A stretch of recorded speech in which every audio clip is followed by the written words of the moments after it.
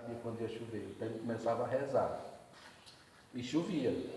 Então os padres endeusaram, os índios endeusaram o padre, tinha toda essa coisa com ele, né? Tá certo? Então o padre ficou muito conhecido nesse destaque de religião aqui na Serra da Ibiapaba, pelos índios. E os tocarijus que moravam próximo da gruta foram eles que mataram esse padre. Tanto é que os tabajaras desceram toda a trilha e exterminaram com a tribo tocarijus, sabendo da morte do padre. Certo? Tudo isso em 1608. E essa história a gente vai contando para vocês. Fizemos um quadro, que inclusive tem um livro, que é uma história, né, tá certo? Para vocês terem uma ideia como era a chegada desses europeus aqui da nossa região. Ok? Aí vocês vão lendo aqui, ó, observando os séculos, né? Nesse período aqui, ó, do final do século XIX, o que aconteceu? Por esses conflitos estarem tentando extinção os índios, muitos fugindo, muitos morrendo com os confrontos, estava bem reduzida a quantidade de indígenas. Eles se localizavam bem próximo da gruta, que era justamente o local que os europeus queriam procurar ouro, prata, diamante, tá certo? Então o que acontece? Nesse período era muito comum chegar famílias até de outro estado. Por exemplo, esse Joaquim Pedro Barroso é um cidadão que ele está bem aqui na foto, ó, que ele veio com a sua família, por questão da serra ser sempre úmida, farta em água e bom para trabalhar em agricultura. Essas famílias eram comuns se aproximarem da nossa serra. Geralmente nesses períodos mais secos. Esse cidadão ele veio do Maranhão, mas também veio muita família de Pernambuco em busca de sobrevivência na serra. Como já não estavam mais existindo indígenas, o que acontecia? Eles fixavam casa próximo da gruta, porque nesse período aqui a gruta já era muito visitada por turistas, ok? Inclusive esse cidadão, quando ele chegou próximo da gruta, existia uma quantidade bem reduzida de índios. Então ele comprou as terras dos índios. Na época não era por dinheiro, era por mercadoria. Então litros de farinha, alguns pedaços de fumo, ele pegava e trocou com as terras, com os índios. O que aconteceu? Esses índios foram embora, e esse cidadão passou a dominar todo aquele local lá, mostrando a gruta para os turistas. E tinha um problema nessa época. Algumas famílias que chegavam, um tomava do outro, tá certo? Então tem uma história bem mais extensa que a gente não pode contar tudo, senão vai o dia todo, tá certo? Mas essa família aqui, ela se apoderou desse espaço e trabalhou por várias décadas, mostrando a gruta. Até que nesse século XX, no início, se tornou fácil o Ubajara ser emancipado. Então, com a emancipação da cidade de Ubajara, tornou-se fácil criar um parque nacional. Por quê? Porque em 1958 chegou um cidadão de Brasília para conhecer essa gruta, como qualquer outro turista, e ele se sensibilizou com a beleza, né? E porque também a gruta nesse período, esses visitantes pichavam muito a gruta, ou quebravam as formações.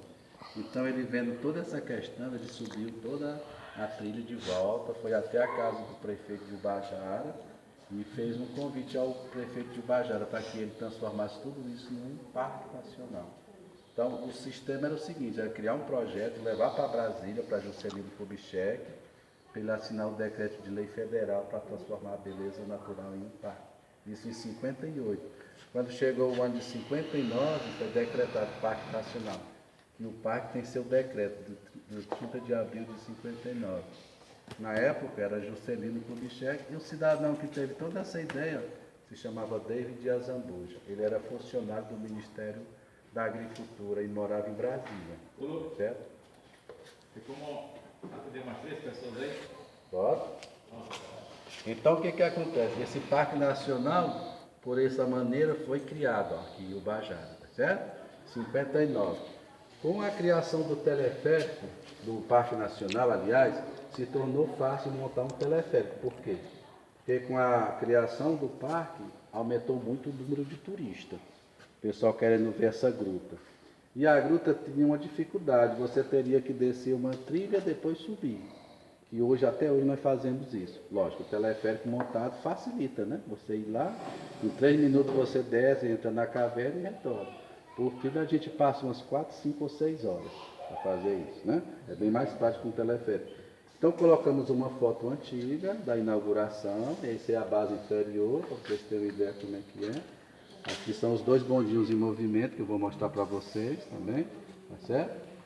E Isso foi criado em 76, o teleférico. Passou um ano de construção. Iniciou em 75 e em 76 foi a inauguração do teleférico. Esse teleférico foi trazido por César Caos Filho, na época ele era o governador do estado do Ceará.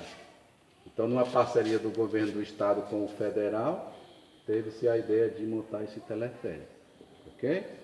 E aqui vocês podem observar a nossa cooperativa de guias. Nós já temos 19 anos nesse trabalho no interior do Parque Nacional. A cooperativa foi criada com esse propósito, de suprir a falta desses funcionários antigos desde 1959, na época da criação do parque.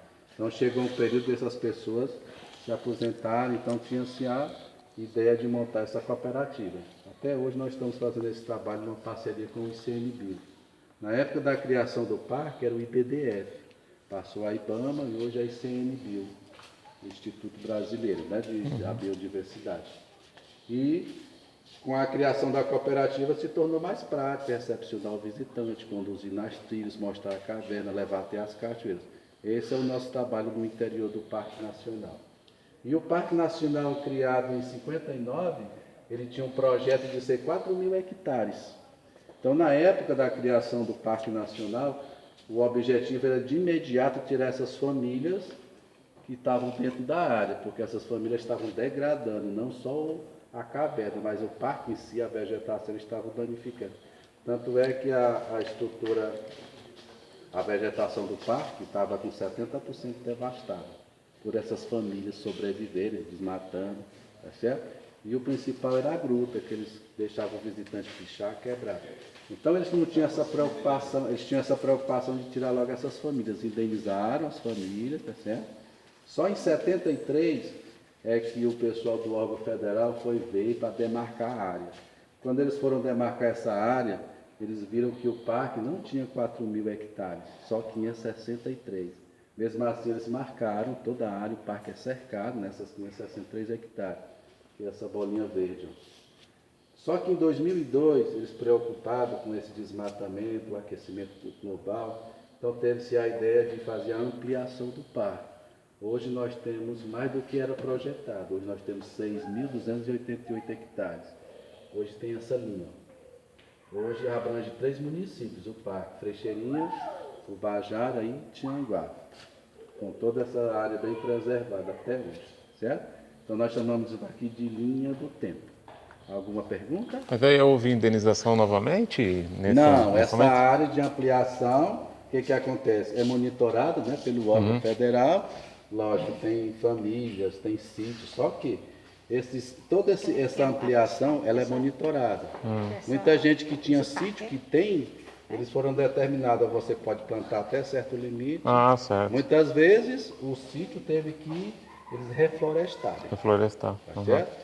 Eles são monitorados por essa razão. Essa medida aqui, ela abrange Tianguá também. Também. Frecheirinha, Tianguá e Ubajara. Tianguá e Ubajara. Ele era considerado o menor parque porque ele pegava só essa área aqui. Então a gente E agora pode dizer que essa gruta também pertence a Tianguá. Não, a gruta não, o parque. Só O Parque Nacional de a Ubajara. ampliação. Isso. Toda essa área aqui é só dentro de Ubajara. É. Tá certo? Aí a ampliação, que é isso agora, ó. Aqui pega aqui. Quando você está passando na BR-222 descendo a serra aqui, ó, você tem contato com o extremo do parque. O parque. Ah, tá. Aqui é uma beleza tão grande que como a gente chegou aí, a gente não Aí eu queria que passasse. Tá certo. Aqui, ó, uma réplica de um engenho de cana-de-açúcar, né, onde faz a rapadura, e uma casa de farinha. A nossa economia, mais precisamente quando iniciou-se toda a formação da cidade, o básico era plantar cana-de-açúcar e café, ou mandioca. Então o nosso forte sempre foi esse, plantar cana, fazer rapadura, que é um engenho, né? Que é movido a boi. Hoje a maioria dos engenhos é movido a motor, né? Mas aqui a gente tem um boi para mostrar para vocês como era o antigamente. E aqui é a casa de farinha, que existe também hoje. Hoje nós podemos fazer até um turismo rural. Levar os turistas para casa. Ainda tem hoje as casas de farinha? A gente tem a casa de farinha para mostrar para o turista. Temos o Tá engenho. próximo daqui? Não, fica na zona rural. Certo? Ok? E aqui é a opção de cachoeiras, ó. O parque tem essa opção. Sempre teve. Com bondinho funcionando, ou não. tem como você fazer uma trilha de 1 hora, que é a trilha leve, você vai até essa base do bonde do Mirante, ó, para você ir e voltar, dá 1 hora, certo? Se a pessoa quer tomar um banho, nós temos a Cachoeira do Cafundó, são 3 quilômetros, que você vai, com a pausa, lá você retornando, dá umas 2h30, que é a trilha do Cafundó, certo? Aí há quantos anos que não existe mais índio por aqui? Desde quando? Que ano foi que você falou? Índio, desde aquele período ali, do início do século XX. Século XX? É. Ah, eu pensei que... Quando foi a família daquele rapaz, daquele cara lá que assumiu, que trocou com os índios. Aí os índios saíram da região. Você viu ali o século lá? Lá Vi. também tem índio, né? Não, famílias bem distantes. Bem distantes. Porque já faz. Pode deixar, meu jovem. Se tiver de perder, são uns 4 só. E aqui é quem quer ir andar até a gruta, que é a trilha antiga. Por essa trilha aqui, ó, é que os tabajaras desceram para exterminar os tocarijus que mataram o padre Francisco Pinto. Essa é uma trilha indígena, que está preservada. Quando foi criado o parque, quando o Bajara foi emancipado, essa trilha já existia há séculos. Entendeu? Porque foram os índios que fizeram trilhando ela, porque eles se locomoviam da serra para o sertão e vice-versa. Por isso todas as cidades da serra têm essas trilhas, que hoje a maioria delas já foi colocada asfalto. São Benedito, Xangual, Bajara, Ibiapina, todas têm essas trilhas. Uma das que está preservada é essa do parque. Deixar de existir mesmo, tem.